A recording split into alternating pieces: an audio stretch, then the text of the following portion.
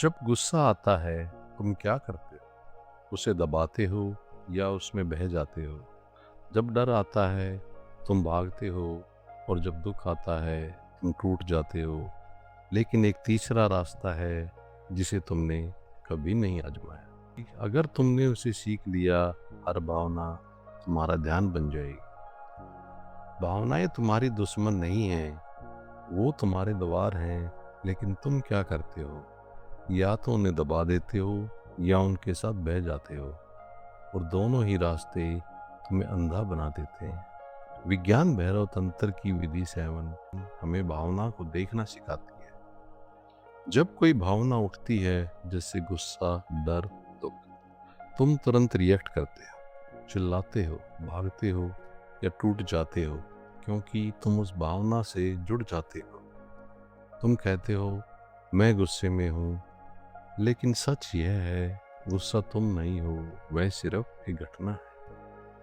अगर तुम भावनाओं को बिना रिएक्शन के देखो तो कुछ अद्भुत होता है। तुम पाते हो भावना आती है, थोड़ी देर रहती है और चली जाती है, लेकिन तुम वही रहते हो। यही साक्षी भाव है, यही स्वतंत्रता है। आओ अब इसे अनुभव करते हैं। अपनी आंखें बंद करो और अभी किसी हाल की भावना को याद करो कि तुम्हें गुस्सा आया हो, तुम्हें कोई डर आया हो या कोई दुख हुआ हो। उसे महसूस करो, लेकिन इस बार उसमें बहो मत, उसे देखो जैसे कोई बाहर की घटना हो। ध्यान दो शरीर में क्या हो रहा है, श्वास कैसे बदल रही है, बस देखो। जैसे जैसे तुम देखते हो भावना अपनी ताकत खोने लगती है, वो डिजोल्व होने लगती है, और धीरे धीरे सिर्फ जागरूकता बचती है, और उसी जागरूकता में तुम मुक्त हो जाते हो।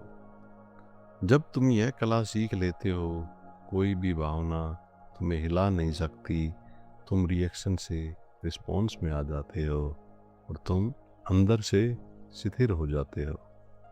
अब गुस्सा भी ध्यान है, डर भी ध्यान है और दुख भी ध्यान है। तुम भावना नहीं हो, तुम वो हो जो भावनाओं को देख सकता है। वही तुम्हारी असली शक्ति है। अगली बार जब कोई भावनाएं उठे तो भागो मत, दबाओ मत, बस उसे देखो, क्योंकि वही स्वतंत्रता है, वही शांति है और वही तुम हो। ओम शांति ओम।